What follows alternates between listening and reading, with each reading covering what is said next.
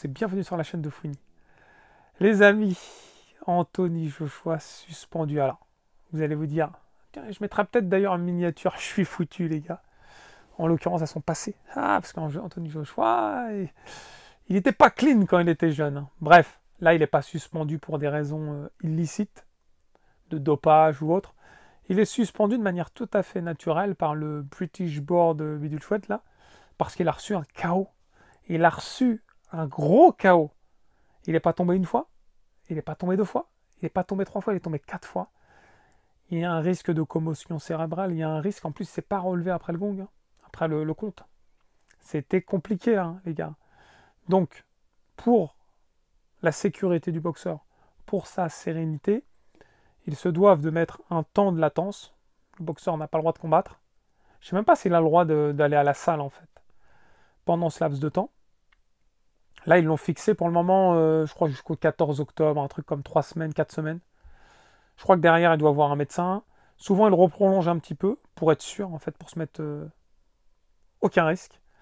Et derrière, il a de nouveau l'autorisation. Vous allez me dire, pour Anthony Joshua, c'est pas gênant. Parce qu'il ne compte pas combattre en décembre. Hein. Il ne va pas combattre en 2024. C'est fini pour Joshua.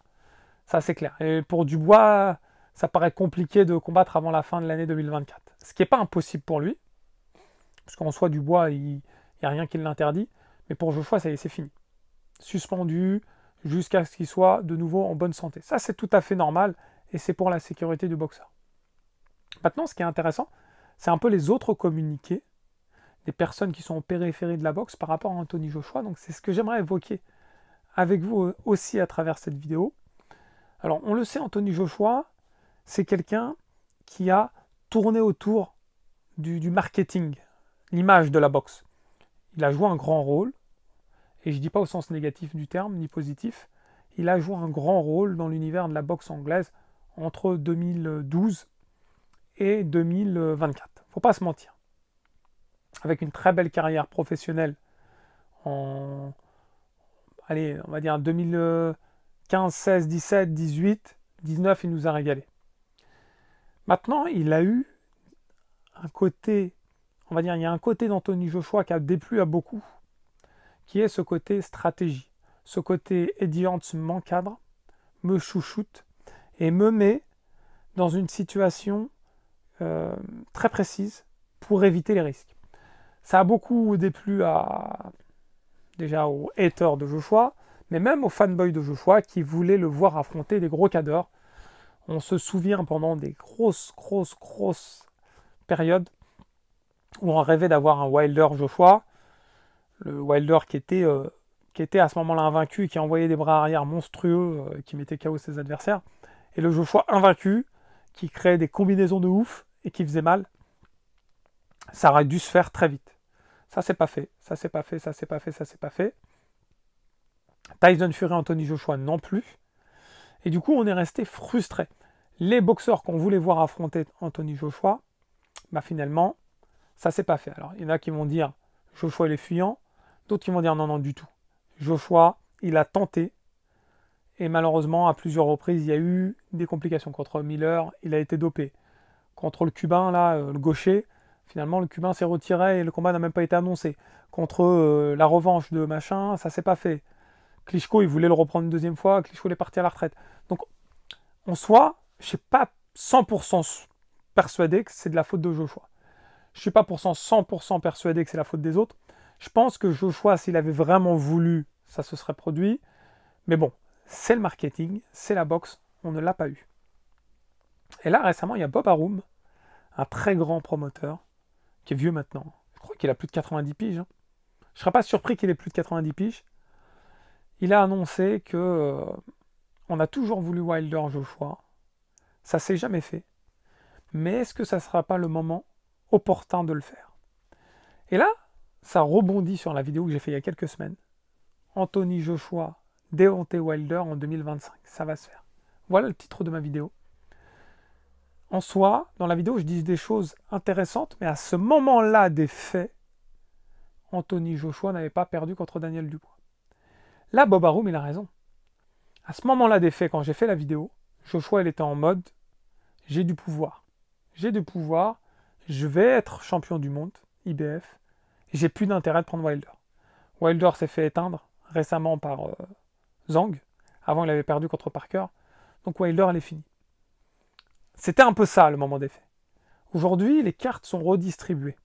Joshua, il a perdu pour la 4e fois. Joshua, il a perdu de manière significative. On n'a pas reconnu Joshua. Même Bob Arum lui-même le dit. On n'a pas reconnu Anthony Joshua. Mais par contre, ça serait intéressant d'affronter Wilder. Et il a raison. Parce que Wilder et Joshua, aujourd'hui, ils sont dans une phase plutôt compliquée d'un point de vue professionnel. Et je pense que ça peut redonner un peu de blason à l'un d'entre eux. Et ce combat, quoi qu'on dise, il intéressera encore le public. Donc, en soi, Bob Arum, sur ça, et c'est un grand stratège, il a 100% raison. Je ne serais pas surpris de voir le prochain, et j'ai bien dit le prochain combat d'Anthony Joshua contre Wilder. Ou allez, au pire, encore un petit combat de retour contre un journeyman, et éventuellement contre Wilder. Pourquoi pas? Maintenant, j'ai regardé les propos d'autres boxeurs, dont Wilder. Donc je vous invite à aller regarder la vidéo qui est sur le net, qui le dit également. On a voulu le faire, le combat, pendant des années, ça s'est pas fait. Ben, il n'est pas trop tard. Donc, en soi, que ce soit Wilder qui a envie, Joshua, je pense que s'il veut redonner un peu d'image, s'il veut se redonner aussi un peu de confiance, s'il veut tenter encore des combats alléchants, intéressants, c'est un combat qui devrait se faire. Aujourd'hui, beaucoup de boxeurs disent que Joshua ne doit pas réaffronter Dubois pour une revanche. Otto Wallin, un des derniers adversaires de Joshua, a eu une interview récemment dans laquelle il dit je le lui déconseille fortement de réaffronter Dubois. Déjà, d'une part, Dubois, il a vraiment survolé le combat. Joshua, il n'a jamais pu s'exprimer, il a subi pendant 5 rounds. Et ils ont raison. Il a raison. La seule fois où il a pu un peu s'exprimer, c'est au tout début du combat, avec un crochet, un uppercut, je ne sais pas si vous l'avez vu passer, juste avant qu'il se reçoive à la fin du round le coup décisif. Et au 5e round, où il sait que tout est perdu, il envoie un direct du bras arrière qui passe en fait. Mais en dehors de ça, il n'a pas pu s'exprimer du tout. Et Otto Wallin soulève un point intéressant, il dit c'est pas dans son intérêt de faire un nouveau match contre Dubois. Et je pense que c'est pas bête ce qu'il dit. Je ne sais pas s'il a vraiment raison.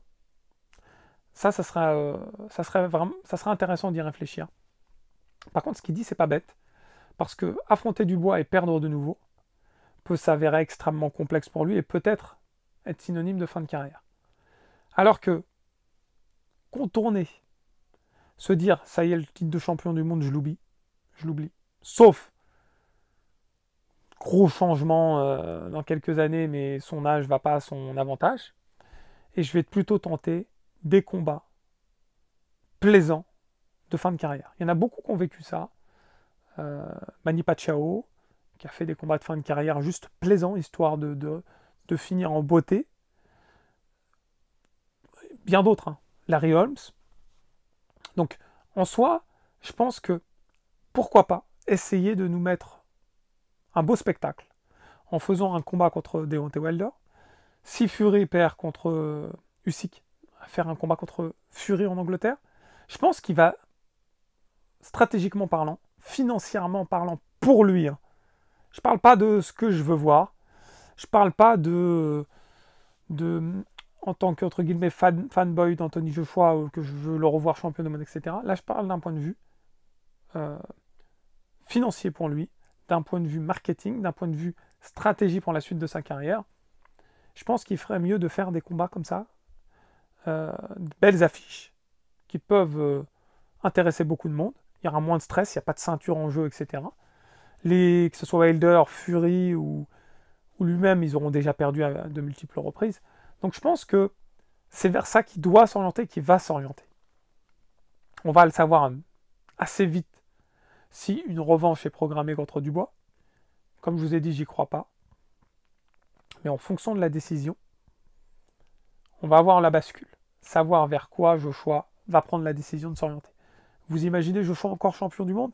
Ça paraît un peu complexe. Le seul moyen qu'il redevienne champion du monde, c'est que la revanche se fasse dès maintenant et qu'il gagne le combat.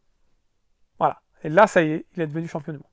S'il prend le choix de faire un autre parcours. Je vois pas comment il pourra de nouveau avoir une chance pour le titre. Il y a tellement full derrière qu'il va devoir attendre trop longtemps et son âge, il sera peut-être pas en conséquence. Ou alors, il aura peut-être encore une dernière chance, mais ça sera pas de sitôt et ça paraît complexe. Hein. Vous en connaissez beaucoup de boxeurs qui auront eu autant de chances que lui? C'est ça aussi la question qu'on se pose. Est-ce qu'à un moment donné, les cartes ne seront pas redistribuées, laisser place à la jeunesse et de voir un peu ce que ça va donner? Ça, c'est essentiel. Moi, au jour d'aujourd'hui, j'attends pas de Joshua qu'il soit de nouveau champion du monde. Il a un beau parcours, il peut être fier de son parcours. J'attends de Joshua qu'il finisse sa carrière en beauté. Voilà. Et en beauté, ça ne veut pas dire être champion du monde. Voilà les amis, en tout cas, j'attends votre retour avec impatience. Si vous avez apprécié cette vidéo, n'oubliez pas le pouce qui fait plaisir. Et si ce n'est pas déjà fait, appuyez sur le bouton là les gars, ça va vite. Un abonné de plus et moi ça me rend heureux. Les amis, dans tous les cas, je vous dis à très vite. Ciao, ciao.